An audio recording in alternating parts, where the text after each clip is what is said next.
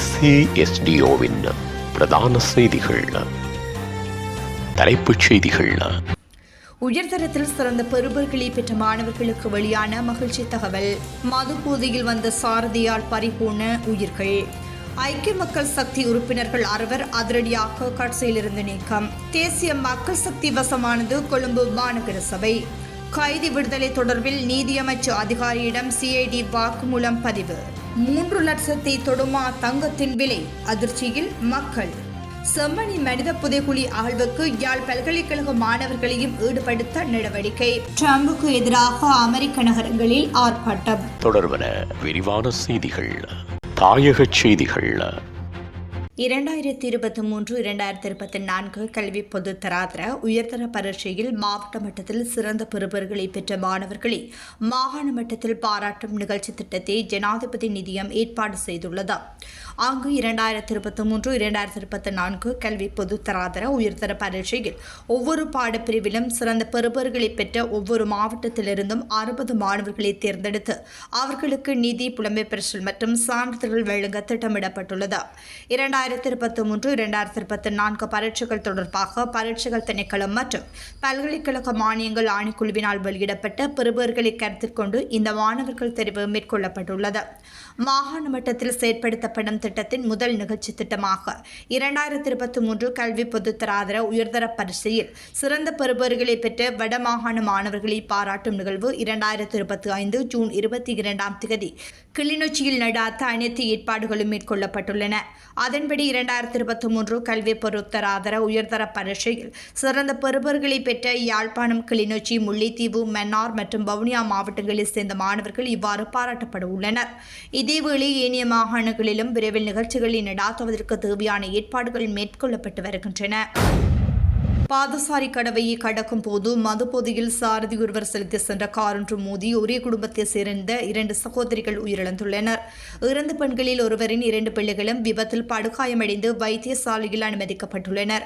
ஹொரணி கொழும்பு வீதியில் உள்ள ஹோரலைம பிரதேசத்தில் உள்ள உறவினர் ஒருவரின் இறுதிச் சடங்குக்கு வந்த 2 பெண்களும் 2 பிள்ளைகளும் நேற்று இரவு 9:25 மணியளவில் அதே பகுதியில் உள்ள மற்றொரு உறவினர் வீட்டுக்கு திரும்புவதற்காக பாதசாரி கடவையில் பாதையை கடக்கும் போது விபத்தில் சிக்கினர்.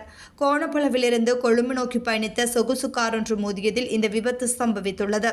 விபத்தில் படுகாயமடைந்த ஒரே குடும்பத்தை சேர்ந்த 2 சகோதரிகள் உட்பட 4 பேர் உடனடியாக வேதர வைத்தியசாலையில் அனுமதிக்கப்பட்டனர். அங்கு ஒரு பெண் சிகிச்சை பலனின்றி உயிரிழந்துள்ளார். விபத்தில் காயமடைந்து மரணித்த பெண்ணின் 11 மற்றும் 17 வயதுடைய 2 மகள்களும் அவரது சகோதரியும் கழுபோவில போதனா வைத்தியசாலைக்கு அவசரமாக மாற்றப்பட்டனர். இதன்போது சகோதரியும் சிகிச்சை பலனின்றி உயிரிழந்துள்ளார். இந்த விபத்தில் உயிரிழந்த 45 வயதான சுரங்கிகா தமயந்தி பண்டாரகம ஹேன்கொட பிரதேசத்தை சேர்ந்தவராவார். உயிரிழந்த அவரது சகோதரி பேருவெளி மாகல்கந்த அலுத்கேன பகுதியில் வசித்து வந்த 3 பிள்ளைகளின் தாயான 50 வயதுடைய ஜிரோமி மாலா பெர்னாண்டோ என தெரிய வந்துள்ளது. பலத்த காயமடைந்தவர்கள் விபத்தில் உயிரிழந்த சுரங்கிகா தமயந்தியின் 2 பிள்ளைகள் ஆவார். அவர்கள் தற்போது கழுபோவில போதனா வைத்தியசாலையில் சிகிச்சை பெற்று வருகின்றனர். சந்தேகத்துக்குரிய வாகன சாரதி தனது 3 வயது மகளை அருகிலுள்ள வீட்டில் மறைத்து வைத்துவிட்டு போலீசார் அங்கு வந்தவுடன் சரணடைந்தார். விபத்து தொடர்பாக 28 வயது சாரதி கைது செய்யப்பட்டார். தாம்புள்ளி பிரதேச சபையில் ஐக்கிய மக்கள் சக்தியை பிரதிநிதித்துவப்படுத்தும் உறுப்பினர்கள் 6 கட்சி உறுப்பினரிலிருந்து நீக்கப்பட்டுள்ளனர்.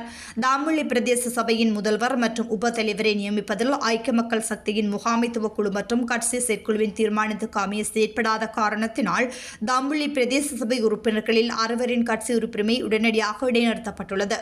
அதன் அடிப்படையில் ஹேரத் முதியன் செலாஹி சுசுல் ஹேரத், அதிகார நாயக்க முதியன் செலாஹி பெனலக் போர்டே கெதர அனில் இந்திரஜித் தசநாயக்க கரந்த கொள்ள வலவே தனஞ்சய சம்பத் கரந்து கொள்ள அலுத்கதர பெரிய ரஞ்சன குமார் ரத்நாயக்க ஹேரத் முதியன் சிலாக்கி குஷுமா குமாரி கிருஷாந்தி தில்ருக்ஷி பிரேமரத்னா ஆகியோரை இவ்வாறு கட்சி உறுப்பினர்களிலிருந்து நீக்கப்படுவதாக கட்சியின் பொதுச் செயலாளர் ரஞ்சித் மத்தும பண்டார அறிவித்துள்ளார்.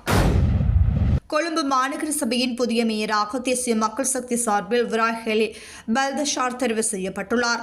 கொழும்பு மாநகர சபை மேயரை தெரிவு செய்வதற்காக ரகசிய வாக்கெடுப்பை மேற்கொள்ள மேல் மாகாண உள்ளூராட்சி சபை ஆணையாளர் SK ஜெயசுந்தர முன்னிலையில் ஏகமனதாக தீர்மானிக்கப்பட்டது. அதற்கு மேயர் ரகசிய வாக்கெடுப்பு நடவடிக்கைகள் நடைபெற்றது. கொழும்பு மாநகர சபை மேயருக்காக தேசிய மக்கள் சக்தி சார்பில் விராஹெலி பல்தஷாரும் ஐக்கிய மக்கள் சக்தி சார்பில் ரீஷா ஷருக்கும் போட்டியிட்டனர். இந்நிலையில் கொழும்பு மாநகர சபையின் மேயராக தேசிய மக்கள் சக்தியின் விராஹெலி பல்தஷார் 61 வாக்குகளை பெற்று தெரிவாக்கியுள்ளார். தேசிய மக்கள் சக்தி சார்பில் விராஹெலி பல்தஷார் 61 வாக்குகளையும் ஐக்கிய மக்கள் சக்தி சார்பில் போட்டியிட்ட ரீஷா ஷரூக் 54 வாக்குகளையும் பெற்றனர். இந்நிலையில் கொழும்பு மாநகர சபையின் பிரதி மேயராக ஹேமந்த்குமார் தெரிவு செய்யப்பட்டுள்ளமை குறிப்பிடத்தக்கது. ஜனாதிபதி பொது மன்னிப்பை சட்டவிரோதமாக பயன்படுத்தி அனுராதபுரம் சிறைச்சாலையில் இருந்து கைதியொருவர் விடுவிக்கப்பட்ட சம்பவம் தொடர்பாக நீதியமைச்சின் நிர்வாகத்தர அதிகாரி ஒருவரிடமிருந்து குற்றப்புலனாய்வு பிரிவு வாக்குமூலம் பதிவு செய்துள்ளது. குற்றப்புலனாய்வு திணைக்களத்துக்கு அளிக்கப்பட்ட பின்னர் குறித்த நபரிடமிருந்து வாக்குமூலம் பெறப்பட்டதாக தெரிவிக்கப்படுகிறது. இதற்கிடையில் கடந்த காலத்தில் வழங்கப்பட்ட ஜனாதிபதி பொது மன்னிப்பை பயன்படுத்தி கைதிகள் சட்டவிரோதமாக விடுவிக்கப்பட்டார்களா என்பது தொடர்பில் விசாரணைகளை முன்னெடுப்பதற்காக நாடு முழுவதிலும் உள்ள 28 சிறைச்சாலைகளுக்கும் குற்றப்புலனாய்வு திணைக்கள அதிகாரிகள் அனுப்பப்பட்டுள்ளதாக தெரிவிக்கப்படுகிறது. அதன்படி அவர்கள் ஏற்கனவே விசாரணைகளை ஆரம்பித்துள்ளதாக தெரிவிக்கப்படுகின்றது. கைதியின் விடுதலை தொடர்பாக அனுராதபுரம் சிறைச்சாலை அத்தியட்சகர் மற்றும் சிறைச்சாலை ஆணையாளர் நாயகம் ஆகியோர் விளக்கமறியலில் வைக்கப்பட்டுள்ளமை குறிப்பிடத்தக்கது. யாழ்ப்பாணம் செம்மணி மனித புதைகுழியில் 2ஆம் கட்ட அகழ்வு பணிகளில் யாழ்ப்பாணம் பல்கலைக்கழக தொல்லியல் துறை மாணவர்களையும் ஈடுபடுத்த நடவடிக்கை எடுக்கப்பட்டுள்ளது. செம்மணி சிந்துபாத்தி இந்துமயான பகுதியில் மனித புதைகுழி காணப்படும் நிலையில் முதல் கட்ட அகழ்வு பணிகளில் 19 மனித எலும்புக்கூடுகள் மீட்கப்பட்டுள்ளன.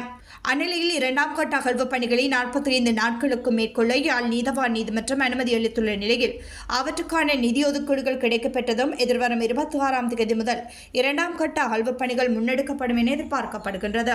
2ஆம் கட்ட அகழ்வு பணிகளில் யாழ்ப்பாண பல்கலைக்கழக தொல்லியல் துறை மாணவர்களையும் ஈடுபடுத்தும் முகமாக அதற்கான அனுமதிகளை வழங்க வேண்டும் என சட்ட வைத்திய அதிகாரியினால் யாழ்ப்பாண பல்கலைக்கழகத்திடம் உத்தியோகபூர்வமாக கோரிக்கை விடுக்கப்பட்டுள்ளது. உலகச் செய்திகள். ஜனாதிபதி டொனால்ட் ட்ரம்புக்கு எதிராக அமெரிக்கா முழுவதிலும் உள்ள நகரங்களில் மில்லியன் கணக்கான மக்களின் பங்கு பெற்றுதலுடன் ஆர்ப்பாட்டங்கள் இடம்பெற்றுள்ளன என்று ஏற்பாட்டாளர்கள் குறிப்பிட்டுள்ளனர். நாக்கிங்ஸ் என்ற அமைப்பு ஏற்பாடு செய்த இந்த ஆர்ப்பாட்டம் ட்ரம்பின் பிறந்த நாளான நேற்று முன்தினம் மாலை இராணுவ அணிவகுப்பு வாஷிங்டன் டிசியில் இடம்பெற்ற போது நடத்தப்பட்டுள்ளது. அமெரிக்க இராணுவத்தின் 250வது ஆண்டு நிறைவை கொண்டாடும் வகையில் இந்த அணிவகுப்பு ஏற்பாடு செய்யப்பட்டது.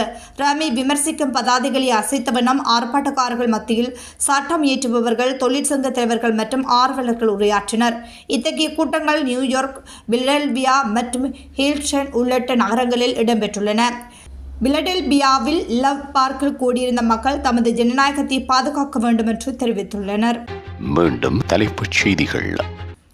உயர்தரத்தில் சிறந்த பெறுபர்களை பெற்ற மாணவர்களுக்கு வெளியான மகிழ்ச்சி தகவல். மது போதையில் வந்த சாரதியால் பறிபோன உயிர்கள். ஐக்கிய மக்கள் சக்தி உறுப்பினர்கள் 6 அதிரடியாக கட்சியிலிருந்து நீக்கம். தேசிய மக்கள் சக்தி வசமானது கொழும்பு மாநகர சபை. கைதி விடுதலை தொடர்பில் நீதியமைச்சு அதிகாரியிடம் CID வாக்குமூலம் பதிவு. 3 லட்சத்தை தொடுமா தங்கத்தின் விலை? அதிர்ச்சியில் மக்கள்.